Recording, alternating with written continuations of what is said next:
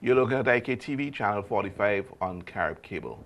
I'm Tony Regisford, and this is our edition of Unrendered. My guest is the Honorable Daniel Cummings. Mr. Cummings, let's move on. I was speaking to a senior member of your party, and that person will remain nameless.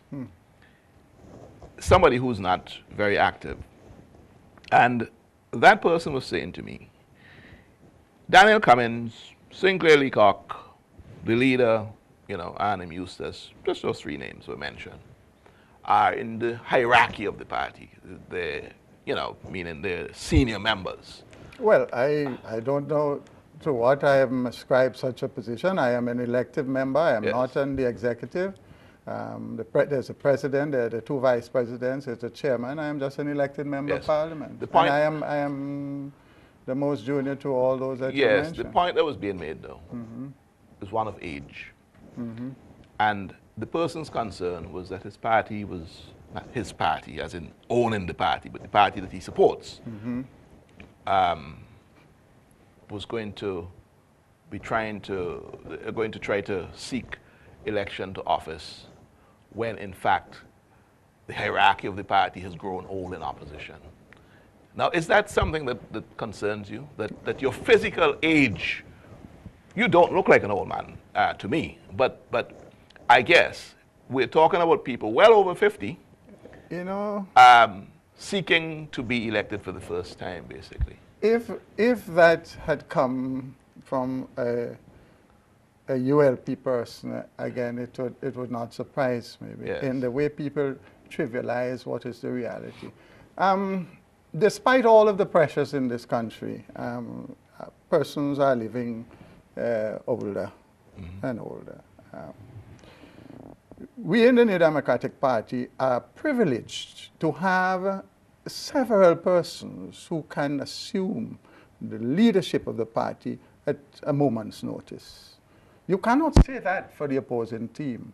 If the present leader goes, I dare anybody to pick one among them who has demonstrated any ability to take over the leadership of the party. So I listen to these things, and people look naturally for a red herring.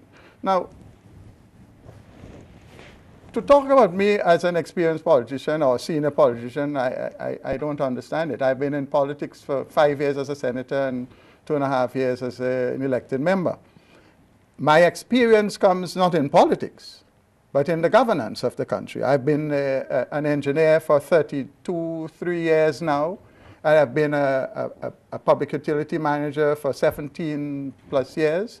And I've served locally and regionally in my particular field. And there are lots of people who would say that I've done a reasonable job at it. And, oftentimes we tend to forget that experience is a very critical factor. You have to bring the experience of your previous life into the political office. In fact, it is this belief that we are going down the wrong road and we have to correct a number of things that almost forced me to get involved in politics, something I'd hated for all of my life. Never liked politics. Do you like it now? Honestly, it's become far more difficult than I anticipated. My involvement in politics is to change the face of politics in this country once and for all. I remain optimistic. Sometimes the population, certain segments of the population, force you to rethink.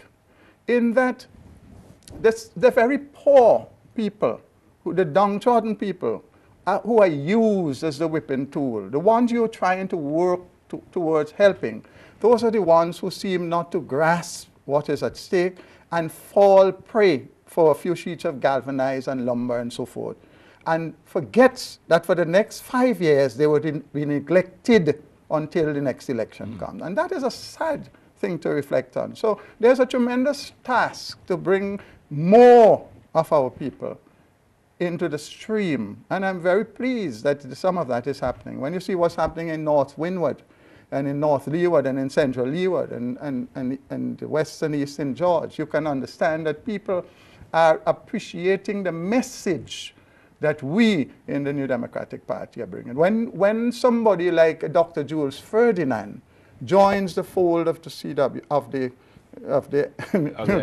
my love for CWS is clearly ingrained. When somebody like Dr. Jules Ferdinand joins the New Democratic Party, our team is tremendously strengthened. He brings with him not only his experience, but certain character traits which are ingredients essential to the further molding and enhancing of a powerful team. Here is what one of your critics said about Dr. Jules, and he's going to come on my program, about the selection of Dr. Jules Ferdinand, well, attributed it to the leader making that selection, but I'm sure it's a party decision, and obviously the decision of Dr. Jules Ferdinand.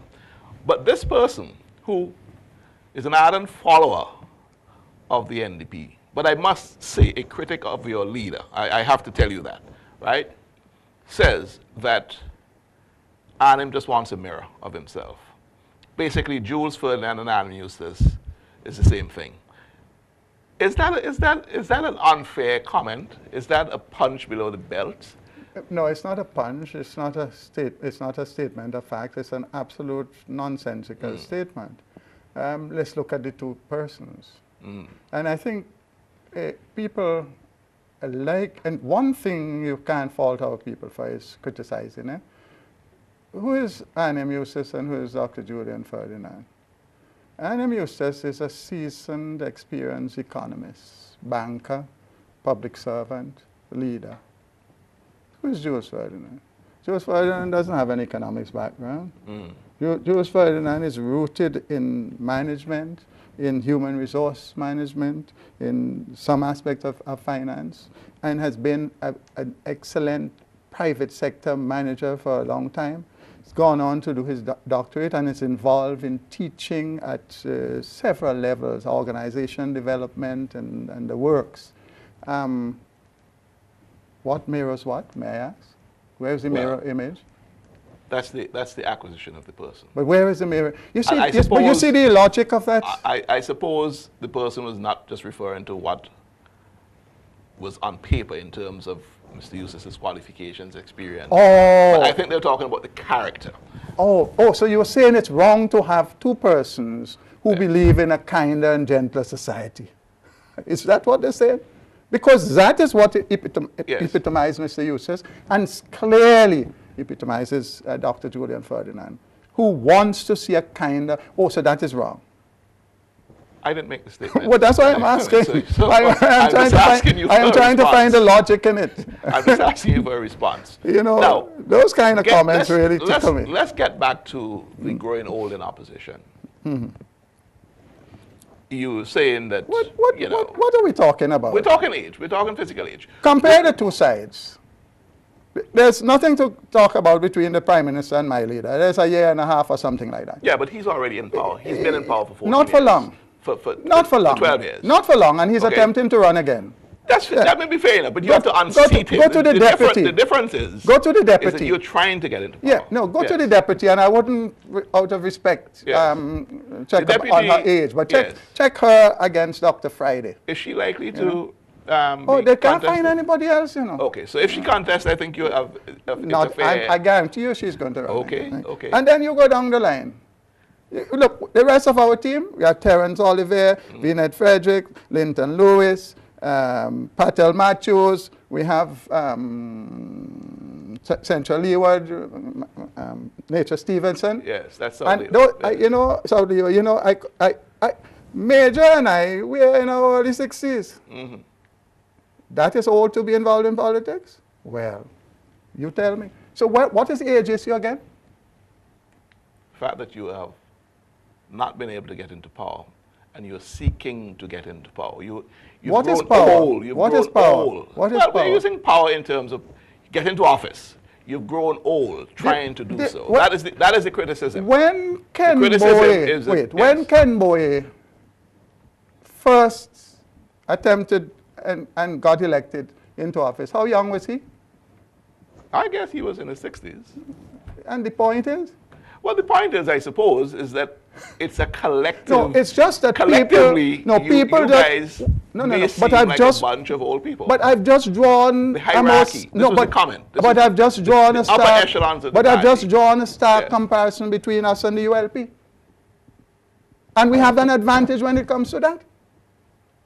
We clearly have an advantage. Look at the hierarchy. Look at the Prime Minister, look at Gurlin Miguel, and who else? Well, can't think of anybody else in the hierarchy The only of that difference party. is, though, I must say, Unless is it that is, they're unless in. it's, oh yeah, I forgot Senator Francis. They're in, and you have to They're unseat them. in And because so you're trying to unseat them. This is the person's they're criticism. in, You're but they're trying to unseat almost them. out. They're That's fair almost out. That's fair enough. They're almost out. Let's move on. The airport. The airport. E.T. Joshua or Canawan? We're talking about the Argyle International. Oh, okay, well, yeah. Because you have several airports in this Yes. country, you know. Yeah. Where does the NDP stand on the airport project? Is that a serious question? Yes. I am puzzled. The NDP's position has been repeatedly expressed by the leader, by all of us, as recently as in Parliament. Yes. We've made it clear that from day one, we challenged the construction of the Argyle International Airport because there was no sensible explanation of the funding for that airport. We believe that the estimates given were dead wrong.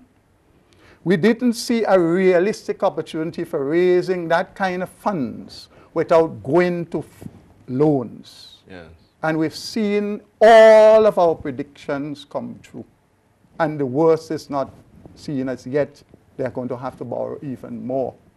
Mm-hmm. That has always been our problem. At the end of the day, when this project is netted out, do you think that we would have, and assume that the airport is completed, I'm assuming that it will be completed. Do you think when you net out the negatives and the positives, the way that the project was realized and the end product, do you think that history is going to ride on the side of Ralph Gonsalves and his party that saw the project through? You know, do you think that he let me tell you, I wish, yes, honest to goodness, as a Vincentian, and all of us in the NDP, wish that would be the case. But this, is one thing to dream and another thing to be realistic. Are we using this as a political football, though? No. You see, this is where I have a concern. Mm-hmm. My very first comment on this international airport, even before I got into politics, I said we need to have discussions, public discussions, devoid of a partisan political objective. How do you achieve that? You can't do it. How do you achieve that? And the onus is on the government. How do you achieve that when there's competitive politics? No. A government in power, I use the word in power, in political office, are pushing a massive project that if they succeed, may negate your chances of being elected. How can you have anything else but politics in this? No. You see, this is where too many people get caught up in the trap. Mm-hmm. But haven't you yourself gotten caught up? No. Ask yourself, why is Arnim Eustace and Daniel Cummings and Jules Ferdinand and all of us involved in politics? You listen to my leader speak about tourism developments and how we plead with the government to put money into areas that can do the economy well. How we plead with the government to put money into bananas. You think that is the country needs to be managed effectively and well. So if the airport was properly designed and built, ULP is in government now. You think they're going to be in government all the time? Anything that is good for the country is good for the NDP. This has been our approach to politics. What we wanted the government to do was to open up the discussion to independent and objective things early o'clock. Some of the things I speak about the airport now, about, for example, whether we're using alternative energy to cool it down and so forth, whether the best engineering design has gone into it. These are things that should have taken place up front. Whether we had done the necessary studies to look at the economic spin-off, how you're planning for when the airport is built. I mean, where's been the real discussion on these issues? All the government, on the other hand, is doing is politicizing the project by marching those equipment through the city with red flags. Yes. And by constantly referring to the airport as the election winner. That is politics. That is plain politics. But I have a message for them. Yes. They'll be shocked. They'll be shocked. We're at the end of this section, and we're going to pick up that shocking statement that you made. I'm going to ask you to expand on that as soon as we come back to end up our fourth segment, to begin our fourth segment. This is Unrendered on IKTV, and my guest is the Honorable Daniel Cummings. More when we come back.